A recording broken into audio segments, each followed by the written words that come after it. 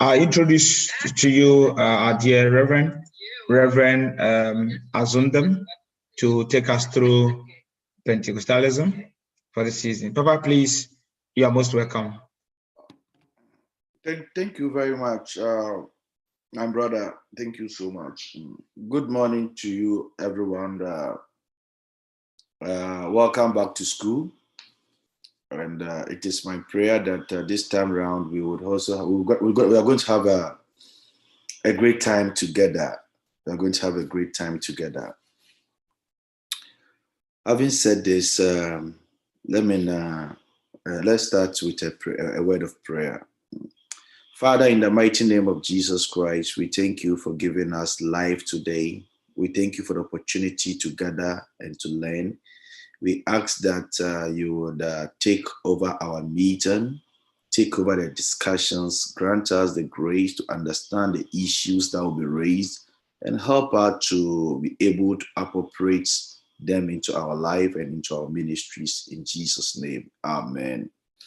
So I don't know whether my subject area has changed, but I'm supposed to take you new religious movement, but today director is telling me Pentecostalism, which is a different a thing altogether. So that's what I had. I don't know. That's what you also have on your timetable. That please answer me. Do you also have a new religious movement, or you have Pentecostalism? New religious movement. Thank you very much. So that is what I am supposed to take you through.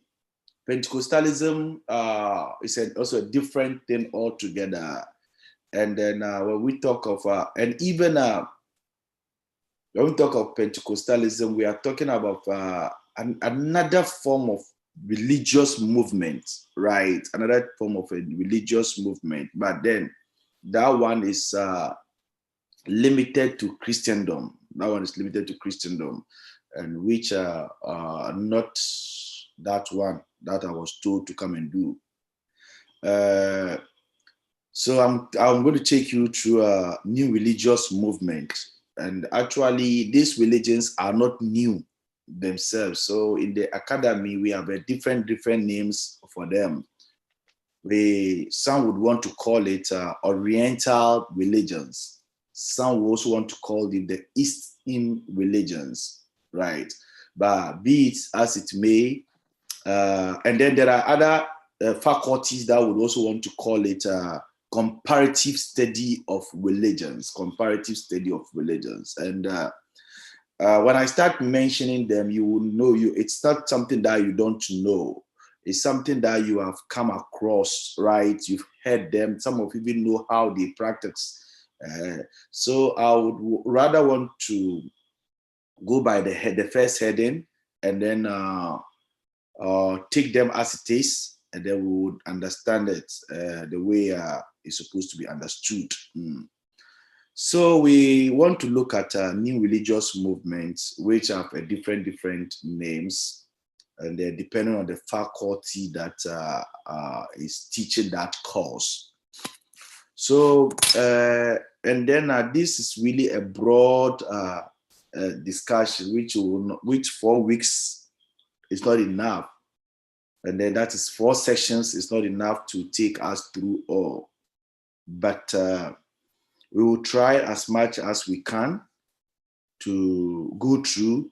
Those that we are not able to go through, we would ask you to read further, and then you would understand. So I have grouped them. I have grouped all these religions into 3 categories. 3. And then it is my prayer that we will be able to take either all the groups, or we would take maybe 2 or 3 from each group and learn something about it. The first group of religions that I have is what I call religions of India. Religions that grew up from the Hindu valleys. The religion that came out of that geographical location. And those religions are: one, Jainism, and then Buddhism, Sikhism, and then Hinduism. I'm taking them again. Religions of India, religion that developed from the valley, the Hindu valley. So we have Hinduism, Jainism, Buddhism, Sikhism. Please, do you have them? Are you writing? Good. So these four religions came from, they have the same origin. They all originated from the same place, which is the Hindu Valley, And then they are interrelated in terms of how the understanding of the divine reality. Yeah, the understanding of divine reality. The second group of religions that we'll look at is the religions of the Far East. The Far East. The first one that is Confucianism. Confucianism. Confucianism.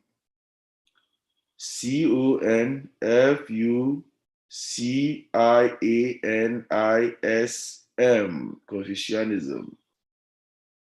Then the second one and the religions of the Far East is Taoism. Taoism.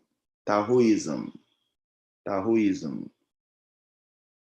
Taoism. Taoism. Taoism. Then the last religion under that group is Shintoism. Shintoism. And that one is Shintoism spelled Shintoism.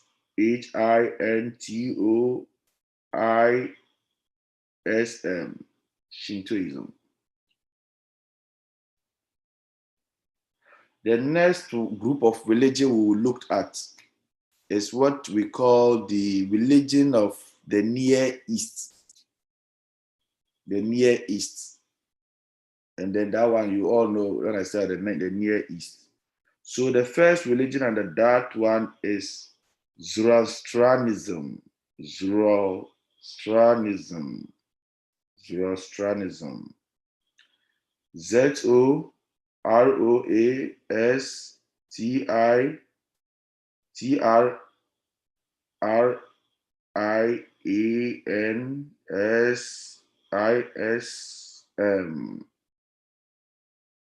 Then Judaism.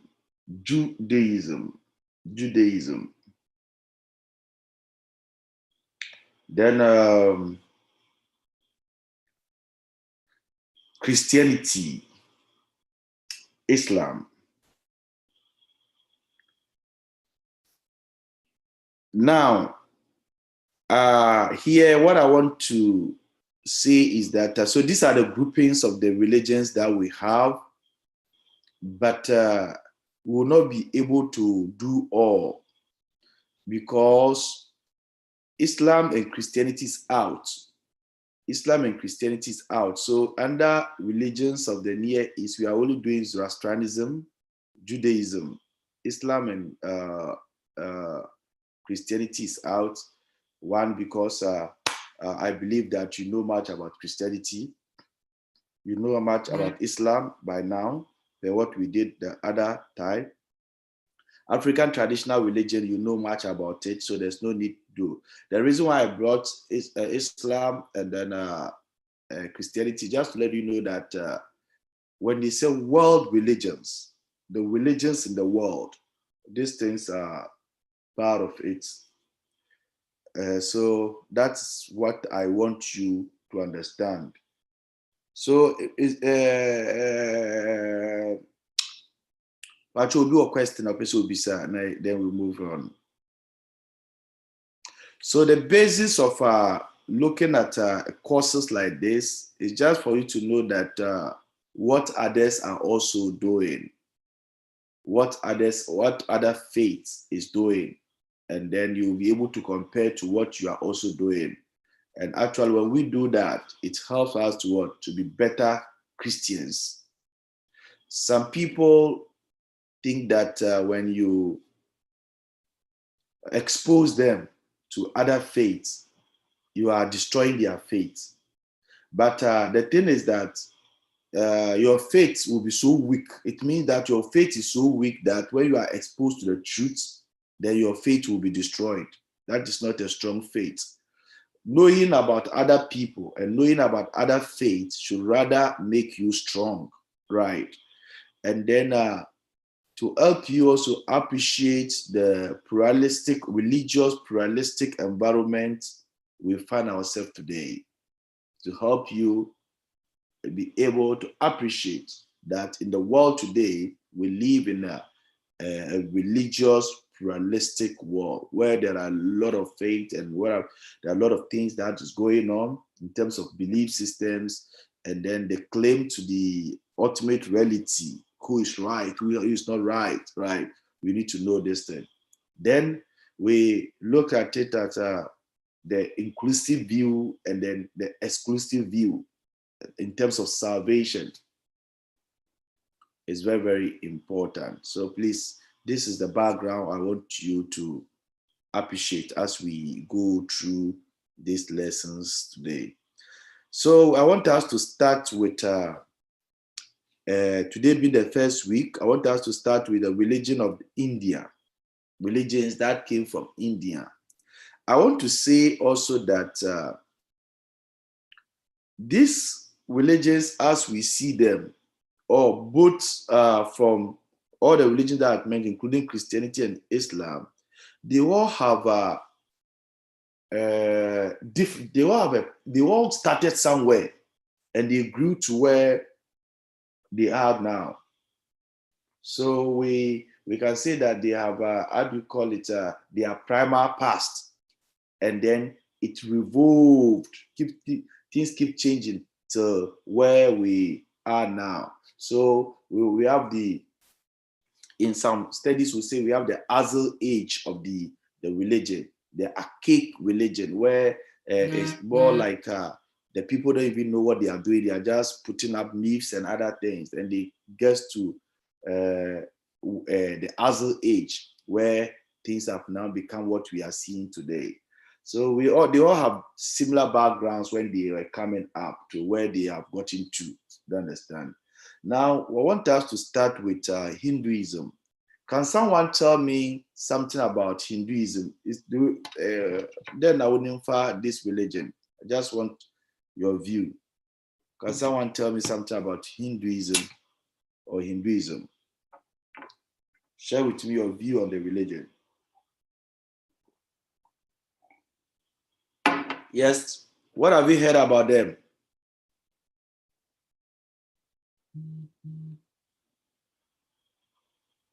What have you heard about Hinduism? Yes.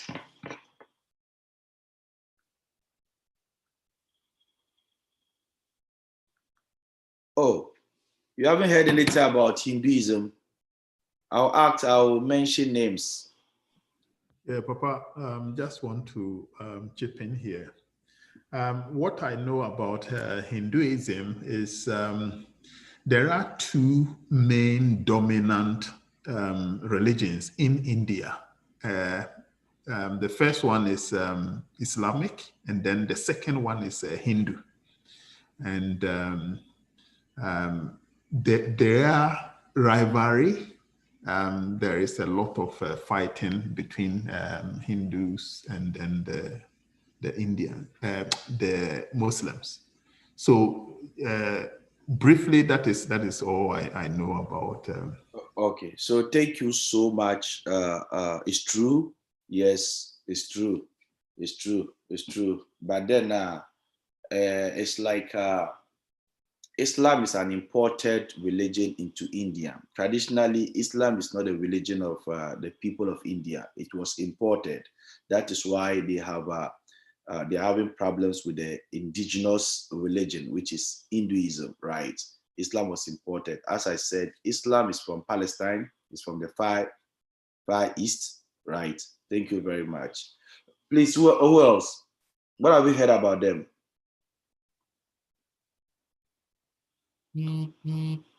So, Mr. Steve Dunphy. Well, Yeah, what have you heard about the religion? which religion, please? Hinduism. I normally get mixed up because I know the Sikhs are also there, and then the Hindus, but I get mixed up a little bit. What I do know is regarding what they eat. I know the cow, for example, is a holy animal, but as to whether it is for the Hindus or the Sikhs, I get them mixed up every now and then. Okay. So not much. No, sorry about it. So in this lesson, as I felt, so let's go on. Thank you very much. So that is why we need to learn more about them. But it's rather unfortunate that our time is very short, that we can't do in-depth study into it. So it's just an introduction. Something little to know about them. It is not full. So just want to make that point. It is just an introduction. It will not be, it's the way we did with Islam, but Islam, I went a little bit deep because it handled only one religion. This one, I have a couple of them, about 9 of them. So it's just that to give you some knowledge about them, a bit knowledge about each religion, right? So the majority of people of India, the religion that they adhere to is Hinduism. And then, so you can write, so the Hinduism is the main religion, the major religion in Islam, in India. In India, that's their major religion. And it is an ancient religion. And it traces back to 2500 BC. 2500 BC. And it came as a result of intermingling and encountering of cultures. So you see, the religion of the Hinduism is more of a cultural thing. We know that every religion is a cultural thing, but then Hinduism is more of what? The amalgamation, the combination, grouping of what? Cultures. You understand? Now, so that's the main religion of the people of India. The majority of them are Hindus, right? Now, as I said, it was founded, or it started in 2500 BC. These are the basic things I want you to know about it. Now, the second thing to know is that the Hinduism gave birth to other religions, or we can say that the other religion took their roots from Hinduism, right? So a religion like Jainism, Jainism, Jainism,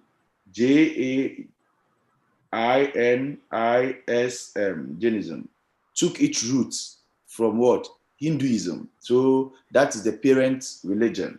Then we all know the religion of Buddhism, also took its roots, and then Sikh, as he mentioned, Sikhism, which Stephen mentioned, also took its root from what?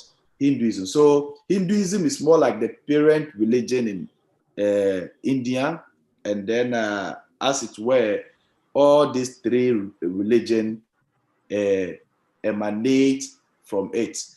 When you come to Ghana, we have Hindus in Ghana, right? But the version of Hinduism that is very prevalent in Ghana is what we call the Hare Krishna. I hope you've heard of Hare Krishna, the Hare Krishna movement. Yes. Can you tell me something about it?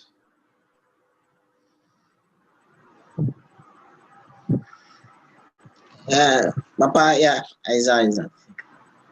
Yeah, Hello? Isaiah, Yeah, tell us something about yeah, yeah.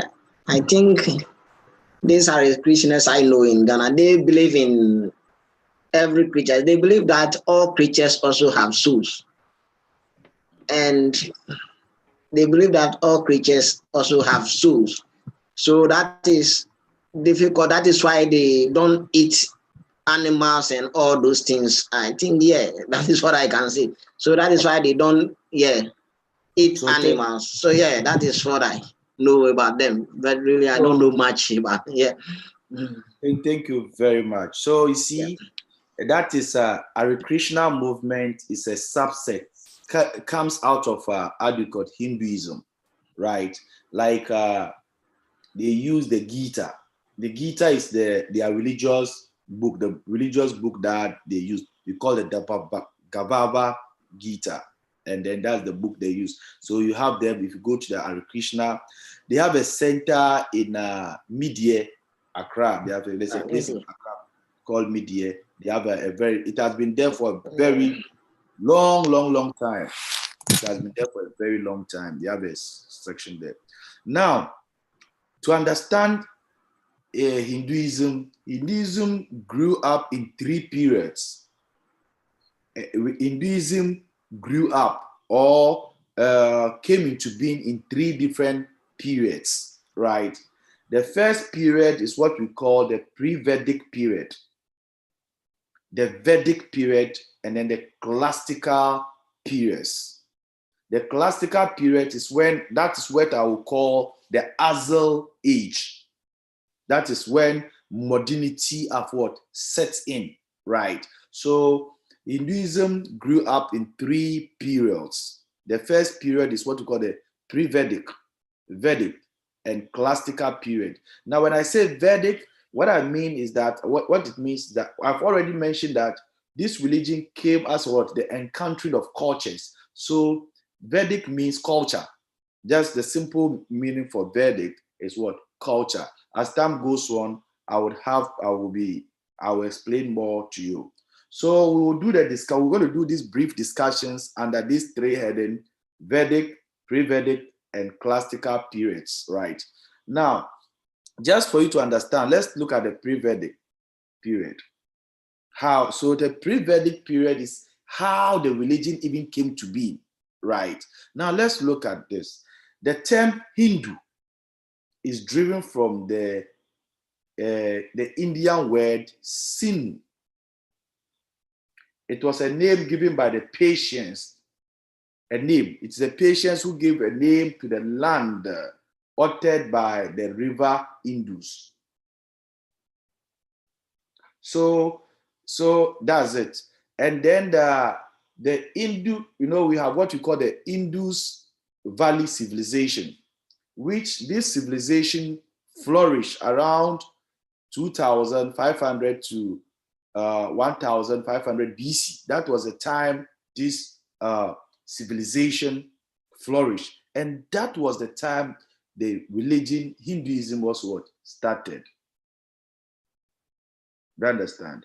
And then so the civilization of the Indus Valley and South Indians are comparable to those of the Nile River, the Tigris, and then Ephraim River. You know that what I mean here is that the civilization that came up around that time, the Indus Valley, which is a river, could be compared to now. When I talk about now, what comes into your mind? A civilization developing now. What civilization developing now around the Nile River? Who knows it? The Egyptian civilization, right? Good. So that is how they also developed. You understand? Now, let's look at briefly. Let's look at briefly on how this civilization or this religion, some features of the period which is called the Pre-Vedic period. Now, the pre-Vedic period and the civilization that went on is that their architectural buildings, they had what we call a very complex urbanization with a large buildings. And these large buildings have what? Big bathhouses, which contains, how do you call it? Bathhouses that is so huge to the size of about 108 feet by 189 feet with a huge tank, 39 feet long. Do you understand? Now, what this means is that these were used, faithfuls were using these bathhouses for what? Ablutions. So in modern Hinduism, you go to places, you see a tank or a pool in the Hindu what? Temple. What that suggests is what? It meant for what? Ritual bathing, right? So if you, that Vedic period, we saw those things growing up, big tanks and those kind in their homes and then in their temples. Currently, when you go into an Hindu temple, you see all these things because that was how the religion started, and they use those tanks for what? Ritual bathing. The other thing you should also know, apart from the complex civilization or the architectural designs, the second thing you should know about the period is that there were a lot of female figures made of a baked clay. Female figures, imageries of female figures made of clay and cut stone. Do you understand? Now, they also, some of these have a protruding breast with wide hips. Now, what these images show, some of you will see some of the, you can see them on TV and other things. What this means is that it connotes what we call fertility. And then when you see such things, it also means the possible existence of what? A fertility god. Do you understand? So that is some of the things, the images you see. Then you can also see images carrying children or a pregnant woman. It is the idea of what? Offering. Do you understand? Shows that. So most of the time you go into the Hindu temple, you see this kind of thing. It talks about fertility. The Hindus believe in what? Fertility.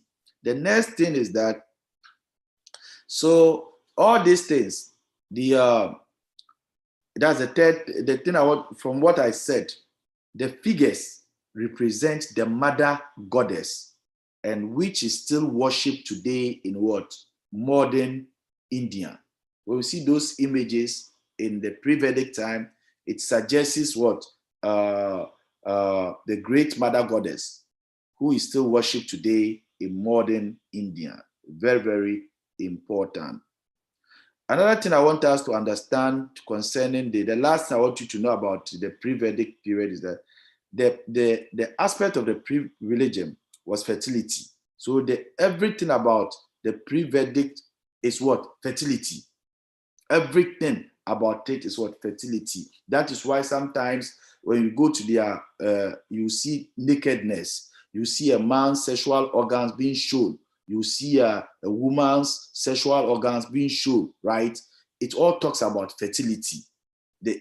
So that period of the pre-Vedic, they emphasize more of what? Fertility, which today in modern Judaism, Hinduism, it is the mother goddess still features.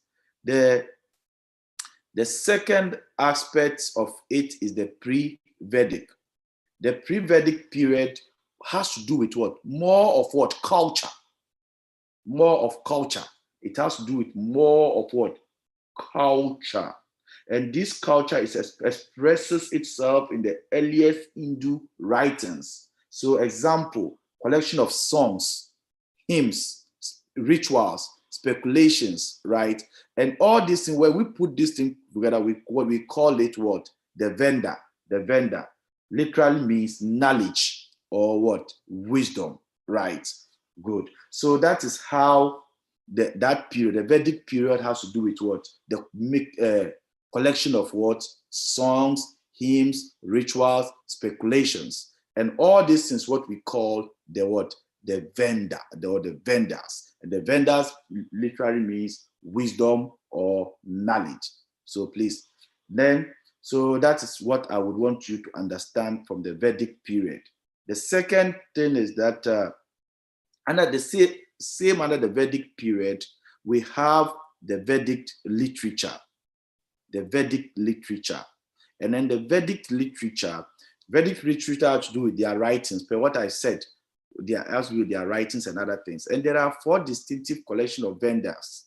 That is knowledge and wisdom. The first one is what we call the Rigi Veda. Rigi Veda. Rigi Veda. R-I-G-VEDA. This Veda, this is the oldest and the largest and the most important of all the vendors, all their literature, right? It contains 1,028 units, and they are hymns to what? The gods, magical poems, riddles, and legends, among others. So that's it, right? So these are just hymns that they sing to their gods, magical poems, riddles, and other legends that they do. The second collection of vendors is the Sama Venda. Sama Venda. And the Sama Venda, it contains melodies. It contains melodies, right? Which is taken from the hymns of the Rigi Venda to assist and then to set out what? Music. The third collection of Venda is the Yuju Venda. Yuju Venda is Y-A-G-U-R, Yuju Venda. And then this is the collection of supplementary sacrificial formula to be used by the priest who is responsible for manual action, right? That's what to do. And the last literature is called the Atava Venda. This is the collection of magical formula. That's magical formula. That is which contains what? Prayers for long life and prayers to cure sickness and demon possession. To cure sickness and demon possession. There are also curses upon demons, sorcerers, enemies, as well as charms to what? To cure love. So that is the 4 literature that came up during the Vedic period. So when I say the Vedic period, it's more of a literal work, right? Literal work. Then we have the Vedic God, the Vedic God. So the second thing to look at the Vedic period is the Vedic God. So the first thing we saw was their literature. The second thing under that period is their Vedic gods, right? And then the Vedic gods, it is said that they have 3 Hinduism. During the period, they have 330 million gods. 330 million gods in the period. That period, they have 330 million gods. Yeah. That's something that you should keep, right? Now, these gods, right, sometimes, and then the Vedas that we have mentioned, they are cast in human form or in animal forms. Yes, they are cast in the human form or animal form. Good. So in Hinduism, one thing about in Hindu, they have a different gods that they worship. They worship a lot of gods. So please, let's get it that way. They have a lot of gods that they worship. So in Hinduism, their practice is Hinduism. Hinduism means the worship of what? Many gods. It's like what we call polyistic, but this one is within their term, so we call it Henotheism. Good. Now the other thing they did under the period is what we call the Cortic Sacrifice. They have what you call the Cortic Sacrifice. The Cortic Sacrifice. So the Cortic Sacrifice under Hinduism is the Cortic practice, where sacrifice was central to the courts. So in this period, they do a lot of sacrifice, and we have a number of sacrifice that they do. We have those that they do privately and those that they do publicly. We have, let me mention 3 of those sacrifices under the Vedic period. We have what we call the Soma sacrifice. The Soma sacrifice, S-O-M-A, Soma sacrifice. One of the chief sacrifice in Hinduism is the Soma sacrifice. This is named in praise of the deity Agui. So this sacrifice is done in the name of a god called Agui. Agui, A-G-U-I, Agui. Then we have what we call the horse sacrifice. The horse sacrifice, the second and the most impressive of the Vedic rituals. Was the very impressive of the Vedic rituals. This was a demonstration of triumphant in which the king indulged and thereby manifesting his royal authority. So I think this is the sacrifice that is really performed by their kings, just to show how strong and powerful they are, right? Or to demonstrate their royal majesty. So it's mostly done by the chiefs. The last sacrifice in the Vedic period is what we call the domestic sacrifice. The domestic sacrifice consists of series of small sacrifices with simple ceremonies which involve the offering of vegetable nature and rarely involve animals. So with the domestic sacrifice, they don't involve much animals. They don't involve much animals, right? They don't involve much animals. So they use more vegetables in that. Now, the last group, as I said, so we've looked at the pre-Vedic, the Vedic, and now we are looking at the classical Hinduism, what they are doing now. Now, so for us to understand this, it's more of this period of Hinduism is more of that is the developed Hinduism. Hinduism have gotten to the Azal age. It has gotten to the level of all other religions, right? Modernity has set in, development has set in, knowledge has set in. And then, so most of the time here, in the expression of Hinduism is more philosophical and in devotional terms. More philosophical and in devotional terms. So I just want us to look at some few concepts under this group, and then we move on. So the first concept here under classical Hinduism is what we call salvation by devotion. Salvation by devotion. Now, here is what they devote much of their things. Whatever they do is what they devote everything by reading, meditating, and everything comes under this place. All right. So here we call this section in Hindu devotion, the Hindu devotion as Bhagavata. Bhagavata. Now, the Bhagavata, they have a book. So when you add the book to Bhagavata, it becomes what we call, that book is called Gita.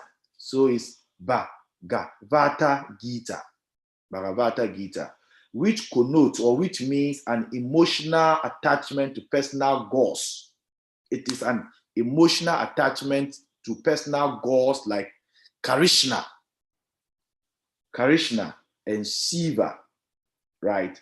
Krishna and Shiva. Now, so that's why in the how do you call it? I mentioned, I asked whether we know of Krishna. The group that I mentioned in Ghana. Now, they believe in the Krishna God.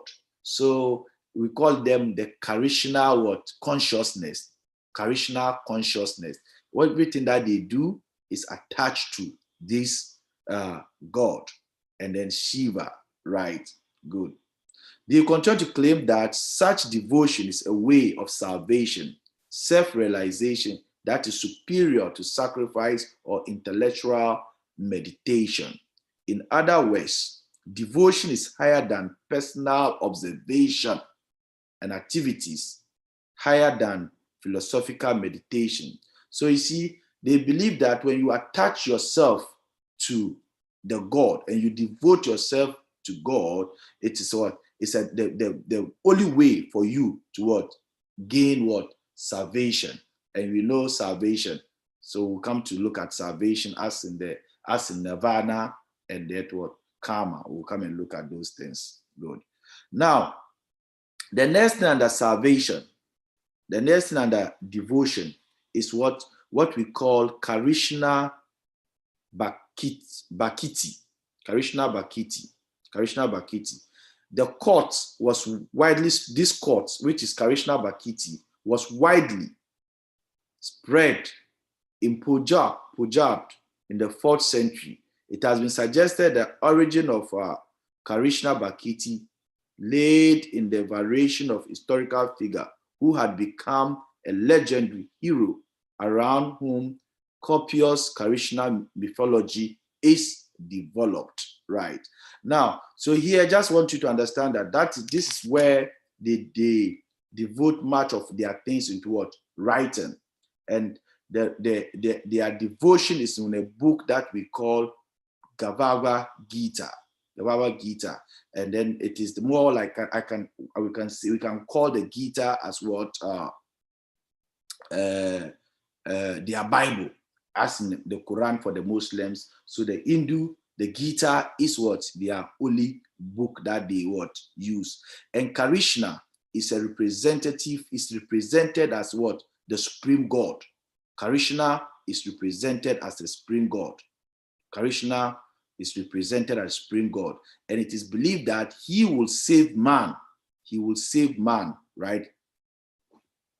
So, and then Krishna is also believed to be an incarnation of Vishnu. Vishnu is the God. When we say God in God, the name God in how do you call it in Hinduism is Vishnu. So Krishna is also said to be an incarnation of Avatar or Vishnu. So we need to get it that way. Then we have Ramabati. Ramabati is also a court, right? Ramabati is also a court. It's also a court. Now, the story of Ramabati is told in the second Indian epic beside Bahamata. Rama is said to have married a Sita. After archery contest, they got separated while in exile when a demon king, Ravana, carried Sita away. Rama bravely in hunting and killing Ravana and finally rescuing his wife, Sita. What is endured him? This is what endured him to the heart of many Indians, and they see Rama and Sita as an ideal divine couple, and hence led to Rama worship. So when we talk about devotion to Rama, what they do here is that, you see, what happened was that there was a story, right? And in that story, it is said that there was a context, and then in that context, Rama won, and he got married to his wife, Sita. But then what happened is that they got separated, and then a demon king, right, took over his wife. That demon king is called Ravana, and they carried what? Sita away. And then Rama bravely went in hunting, and then was able to kill the demon king, and then finally rescued his wife Sita back home. So because of what Rama did, rescuing his wife, many Indians saw that it was a brave act. So they began to what? Worship him. They began to worship him. Now, the third devotion in Hinduism is what we call Vishnu. And then let's understand that Vishnu is what the Hindu version of God, right? So it's a court worship, and then this court worship came to be known in the Brahmanas by the period of the Puranas. That's 300 to 1200 BC. Vishnu has expanded its scope and dominance mainly through the doctrine of what? The avatar. Good. So that is that one. This has to do with what? Their worship of what? Their God. The second one, or the fourth devotion, is what we call the Shiva Bhakti. Shiva Bhakti is a court, right? It's a court. It's the fourth court in Hinduism. It's the fourth court in Hinduism.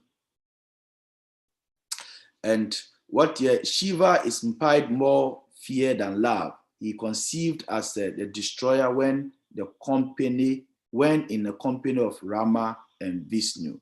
So this court is more of what? Seen as what? A destroyer, especially when it comes in between the Brahmas and then the Vishnu.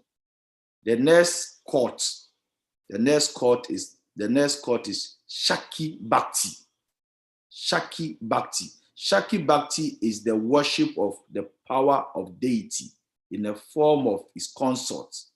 This takes various forms, from simple representing the deity with his consort to singling out as the chief object of worship, right? So this one too is another court of what? Worship in the Hinduism. Then I will move to the medieval period of Hinduism. The medieval period of Hinduism.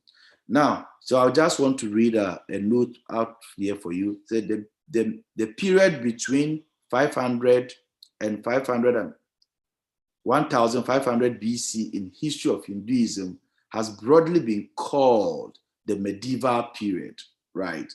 And it is the period when thinkers and various movements criticize or amplify the Vedic heritage, resulting in the full reforms of what? Hinduism. So this was the period when, as I said in the beginning, that we are in the developed stage of what? Hinduism. We are in the developed stage of Hinduism. So at the developed stage, the medieval period is when most of their thinkers, people start to think into it, write more about it, criticize it, or amplified the things that were done in the Vedic period, which is their literature and all those things. This was the period they did. And the medieval period brought, how do you call, a lot of reformation within Hinduism. So that is what happened during that period. That's what happened during that period. Good. So enough for this will be very enough for just an introduction to Hinduism. We've said more about Hinduism. So let's run quickly to the next religion that came under Hinduism. Let me try. My time is almost up, but let me try to start something here, and then moved on. So the first one, the next religion I want to talk about is Jainism. Jainism. Now, I have mentioned in the beginning that Jainism and other religions are offshoots of what? Hinduism. They came out of Hinduism. So religion like Buddhism and Jainism, they all came at the same time, what we call the 6th century BC. That was the time they came. But Sikhism, that one came later. That was in the 16th century. That was when that one came, right? So we'll have time to deal with Buddhism and Sikh later, but let's continue with this religion. So that is it. That's when it started. Now, the central problem with Jainism, or as compared to Hinduism, is to what? Find a release or be liberated from karma and from its subsequent rounds of what? Rebirth. So Jainism offered a way of extreme asceticism, while Buddhism offered a moderate way, which Gutta called the middle way. So there is a sharp difference between Buddhism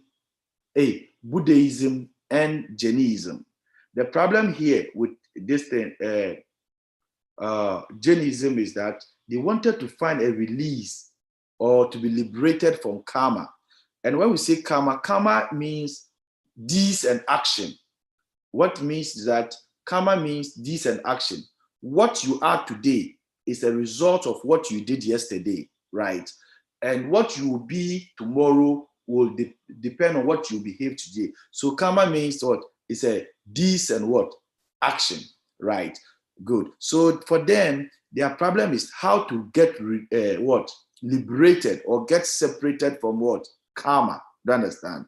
But when you come to Buddhism, you realize that Buddha is the founder of Buddhism. So he offered a moderate way how to escape karma. If you are able to escape karma, then you attain nirvana. That will give you salvation, right? So what it means is that how to escape. Gautama Buddha, that's the full name. He offers what? A middle path. He offered what? A middle path. While Jainism offered an extreme asceticism. You know, say aesthetic. This thing, the way people, you have to go through a lot of spiritual cleansing, fasting, you understand, in order to attain salvation. But Gautama Buddha gives what? A middle way, how one can what? Attain salvation. Let's continue. Now, the next thing, Jainism is a religion which takes place midway between Hinduism and Buddhism. So this religion itself falls within what? Buddhism and then Hinduism. It takes the middle way, midway. So it is not more of a Hinduism and it is not more of a Buddhism. It takes the middle. So it shares with Hinduism so example, it shares with Hinduism the belief in rebirth and in what? Desirability of escaping from suffering. Do you understand? And then it rejects the Hindu caste system, especially that of the Brahminian caste, having authority in religious matter. Do you understand? So that is what they do. They try to take the middle path from this thing. Now, the founder of this religion is called Mahavira. Mahavira is the founder of this religion.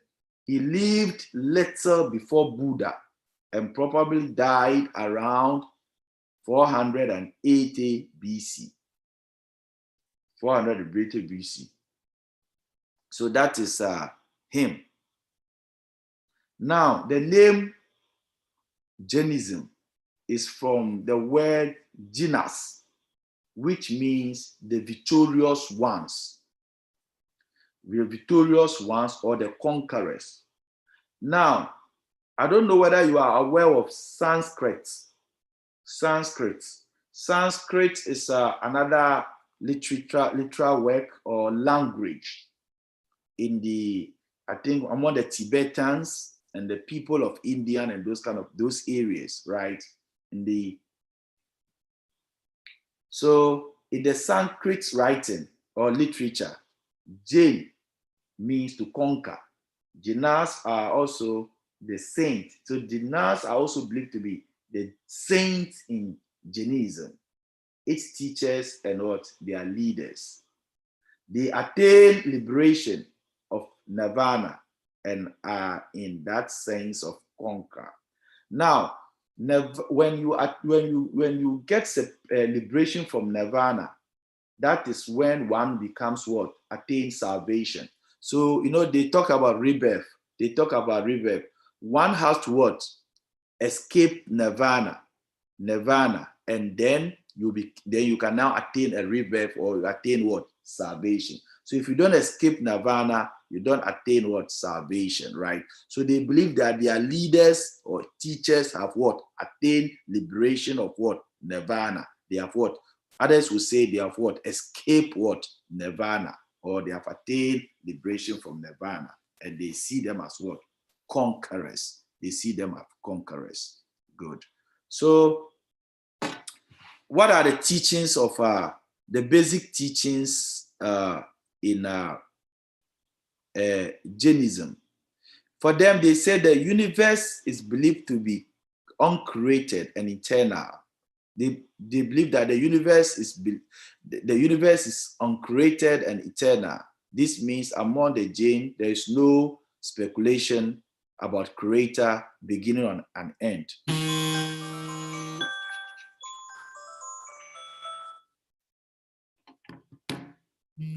The present is of a serious decline. Religion will die out to be restored in the next era.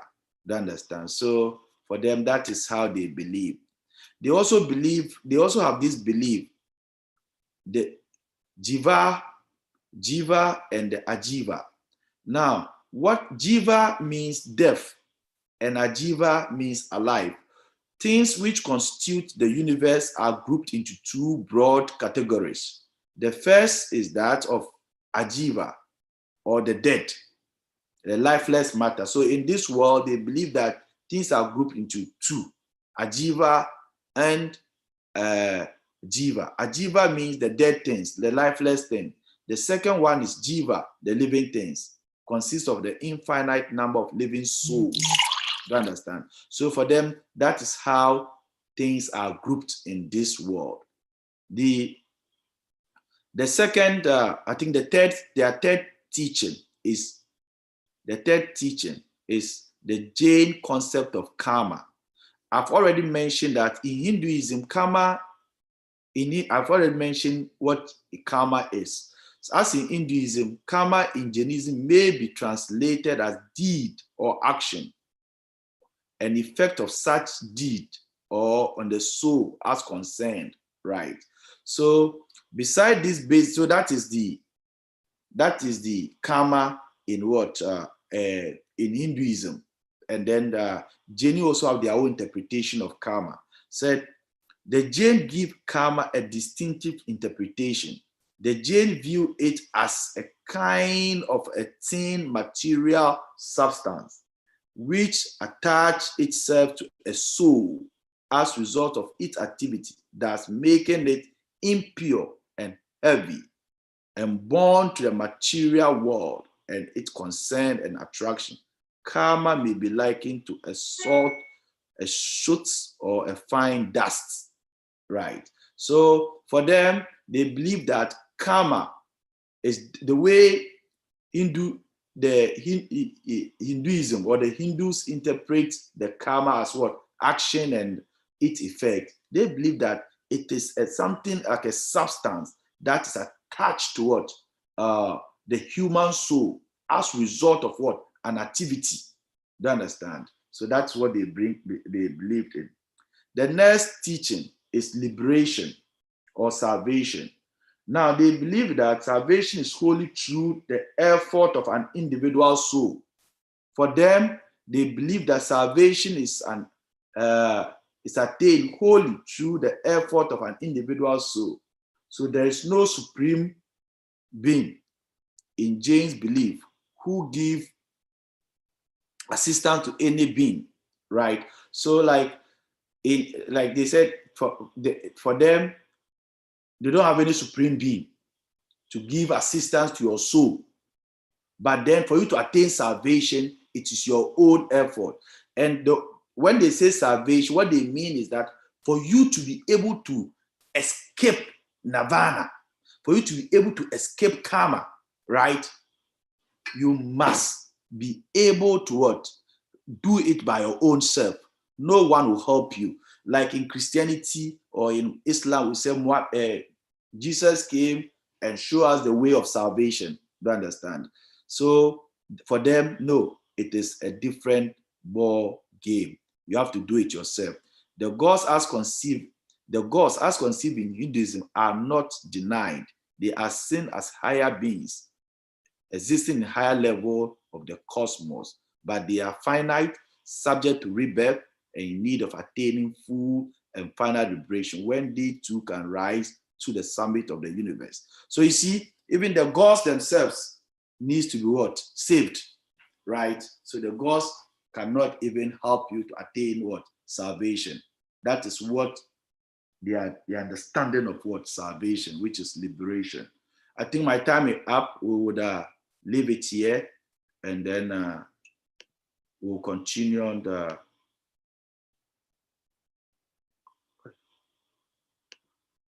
What is happening to my... Good. Please, any question? Yes, Papa. So, Papa, I just want to have your personal advice. Would you advise a Christian to visit a Hindu temple? Oh, yeah. For me, as I speak to you now, not here, but I have the Gita. I have the Gita as one of the collection of books in my library back home in Ghana. I have it. I couldn't bring it here, but I have it. I have the Gita. That is the Hindu Bible, the Bhagavad Gita. I have it. I have had an encounter with their supreme leader before, but I have never visited their temple. I've driven past their temple several times. I've not entered it, but I've had